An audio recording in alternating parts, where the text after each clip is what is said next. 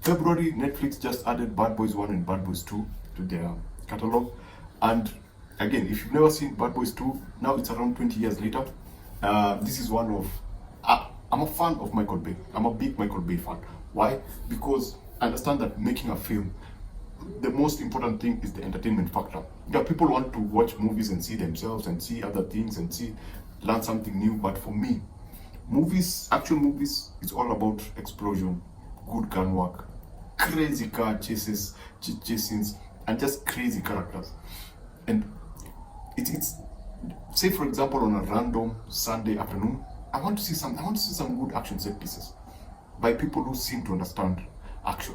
So today we're going to be talking about Bad Boys 2. I'm not reviewing the film. We are looking at the entertainment factor.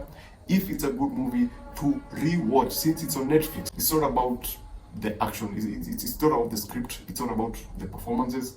It's not about the direction. This is basically us asking that one simple question: can I watch this? Can I watch this movie and have a good time? Because that's all we want to do. You have Netflix, I have Netflix. So what's the point of watching a boring movie just because it's a new movie and it's directed by a good director and the cinematography is awesome? No, we just want to have fun, right? Right. So let's talk about Bad Boys as a rewatchable film. Now, first of all, from the opening, you know clearly that it's a Michael Bay movie.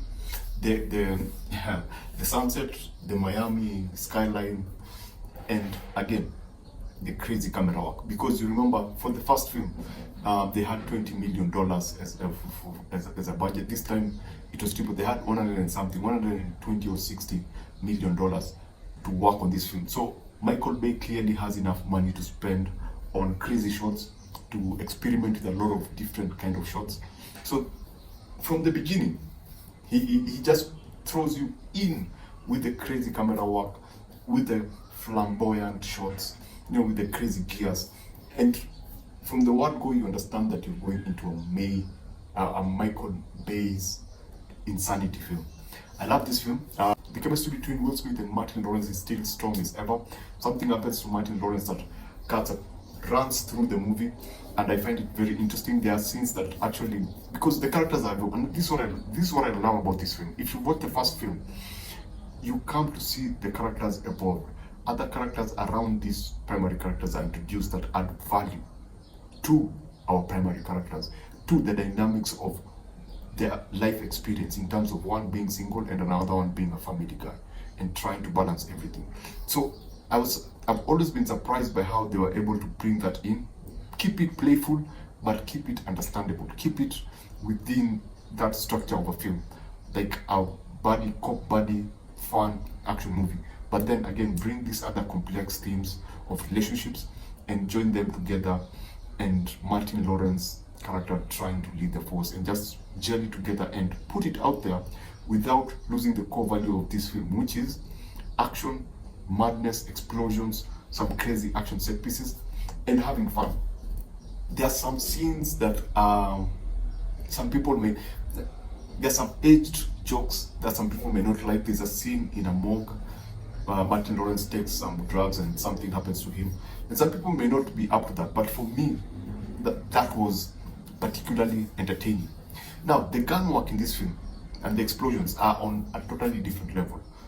And I'm yet to see, they tried it with Transformers, but I'm yet to see that level of action, especially when it comes to explosions, not the big buildings. Like, yeah, the spectacular end, the final end scene is insane. The final act of this movie is insane in terms of just crazy action set pieces. But there's some things that I've done with the explosions that feel different. Like from the ground, I think it's ragdolls, but they make them look so realistic and so well done that it just adds to the action and adds to the scene. Apart from that third act, crazy action set piece, there's obviously the famous Michael Bay car chase scenes on the highway. You saw it in the movie The Island, and they tried to do it in Transformers, whereby it's a road. The protagonist, and that, I think it was also in the first Bad Boys movie. It's a highway. The protagonists are in a car, and the antagonists are either in front of them or behind them, and then there are other cars on the highway, and then things just dropping. For the island, it was these huge train wheels that would just fall on other cars and destroy them. For Bad Boys, it was cars, just flipping cars off a truck and then just rolling above, and it's just simply insane. And this is why I love Michael Bay. He understands action set pieces. He will put you in the action, and that's what he did with this film. That action set piece, it's worth the movie. There are other chase scenes. There's one with a coffin, which again, very, very enjoyable. And these are just one or two factors that remind you that Bad Boys 2 is actually a very good rewatchable film. It's in the right spot on Netflix. You can watch this on a Sunday. You can watch this on a lazy Saturday evening. You can watch this with your friends and have a fantastic time. Critics have their own opinion. Very many other different reviewers have their many opinions. But at the end of the day, is Bad Boys 2 rewatchable and enjoyable? Yes, it is. And you should give it a chance. Just don't have your kids around. Yeah, the heavy languages are rated. Some crazy action set pieces with dead bodies and stuff. But it's a really good action movie.